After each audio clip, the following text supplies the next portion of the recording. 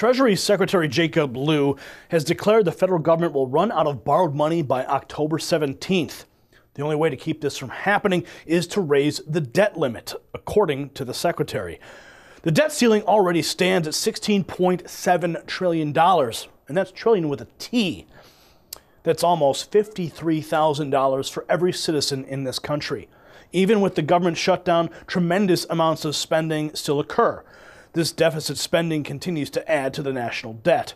Every Thursday, over $100 billion in old bonds mature, and October 17th will be one of those days. At that time, the federal government is expected to only have around $30 billion on hand, and it usually spends around twice that every single day. Lew stated that this would be the first time in American history that the country has been unable to meet its debt payments. And critics say the increasing debt is a tool and a move to retain power by creditors, which include some of the world's largest banks. Supporters of the raising of the debt ceiling claim that without additional borrowing, great harm will befall the United States economy. However, no one is certain what will actually occur when the government defaults on its loans. One possibility is that the federal government will choose to pay some of its creditors while making others wait. Who wins and who loses in this scenario could be a high-risk game. Creditors may make out better than before through interest on the debt. Popular host of the nationally syndicated Ron Paul's America, Charles Goyette, joins us again to discuss the pending crisis with America's debt ceiling and how the government shutdown will affect it. He's also the author of The Dollar Meltdown, which Congressman Ron Paul stated is a must-read. Welcome back to the show, Charles. Gary, great to speak with you again. Charles, the government recently shut down. We know that the debt debate, the debt ceiling debate is on the horizon. What are your initial thoughts with the government shutdown?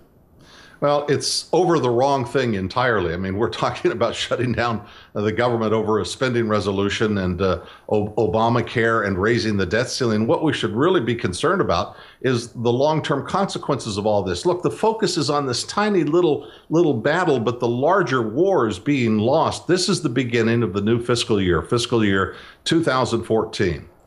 At the end of this fiscal year, a year from now, does anybody believe that government will be smaller? No.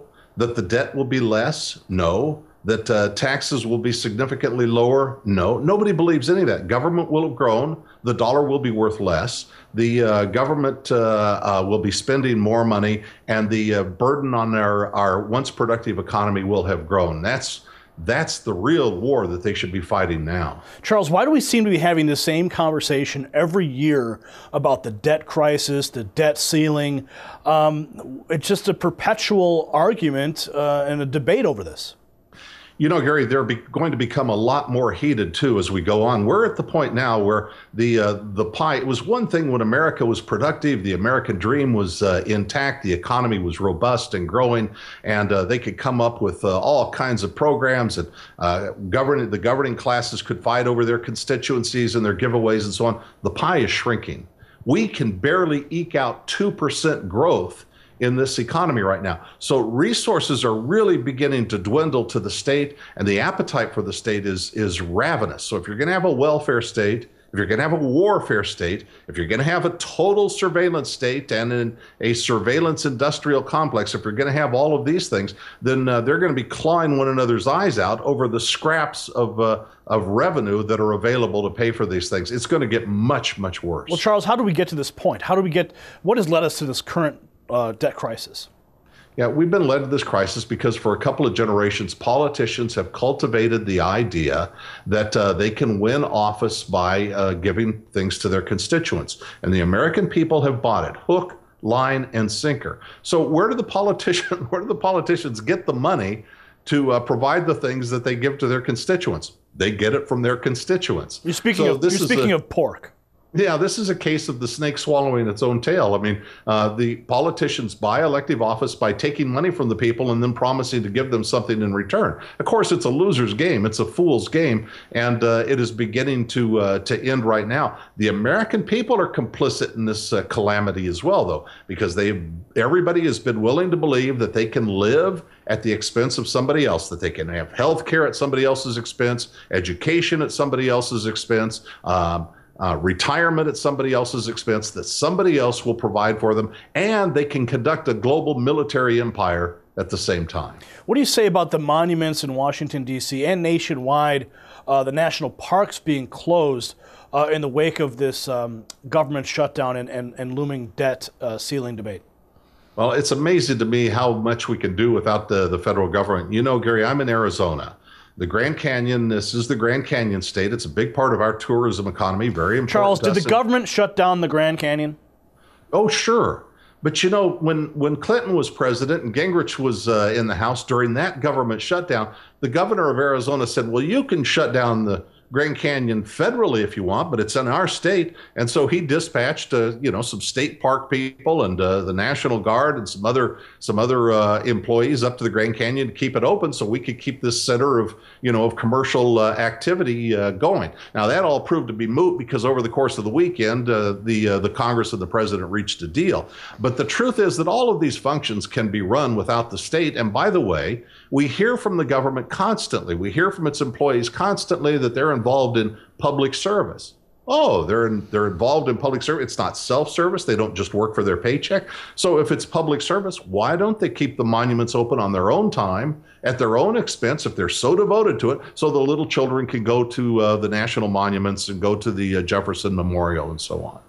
Now, Charles, I want to talk about the debt ceiling, what happens if it's not raised. But right now, with the government being closed, 800,000 government workers are not receiving paychecks, and the ripple effect could be dramatic as far as their mortgages not being paid, their rents and their bills and their car payments not being paid. What does that tell you with that many people out of work? Do we need to get them back to work? Well, the thing that catches my attention is even in the governing classes. Look, there's a government magazine for government executives and government bureaucrats that reported the other day that 43%, by their reckoning, not mine, 43% of government employees are non-essential employees. Now, wait a minute. The American people, we are borrowing money from China and other places around the world so that we can spend $100 billion a year more and more on non-essential employees. Look, has anybody forgotten that almost 8 million Americans lost their jobs during the Great Recession? Has anybody forgotten that hundreds and hundreds and hundreds of thousands of homes were foreclosed on? When times got tight, the American people certainly suffered, and now times are tight for government, and yet we have 43% of the government payroll is non-essential. I think it's time for some cuts there. What would you do with those 43%?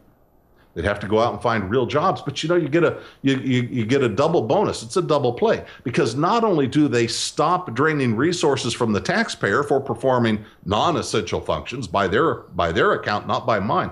Not only is that no longer a drain on the productive efforts, the tax of the people that pays for them, but they have to go out and actually do things in the economy that produce real wealth.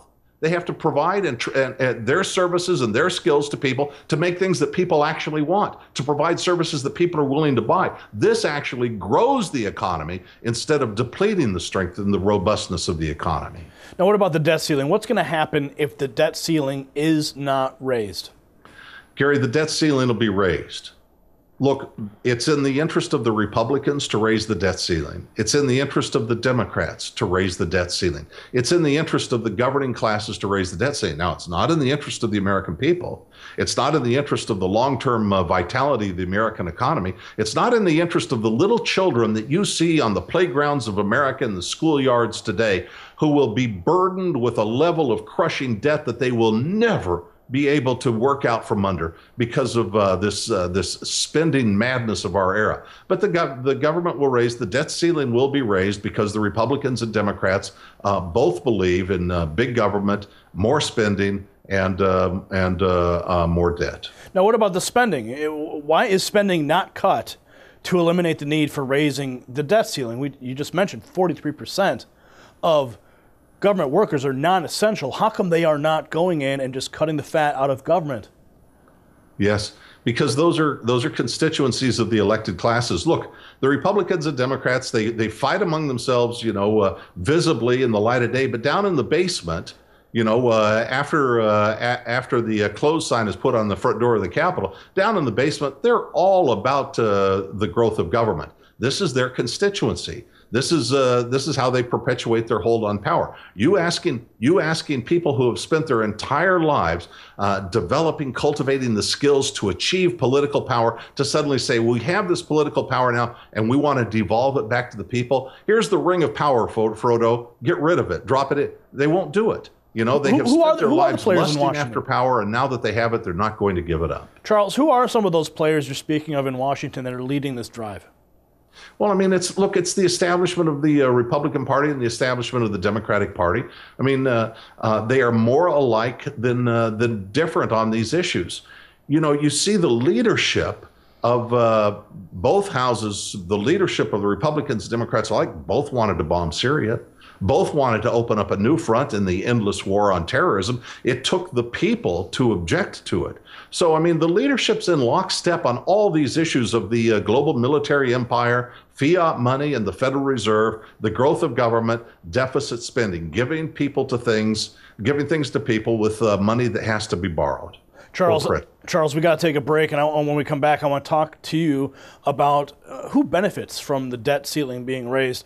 So we'll continue the conversation on the other side of this break. Stay tuned for more. We're talking with Charles Goyette right here on WHDT World News.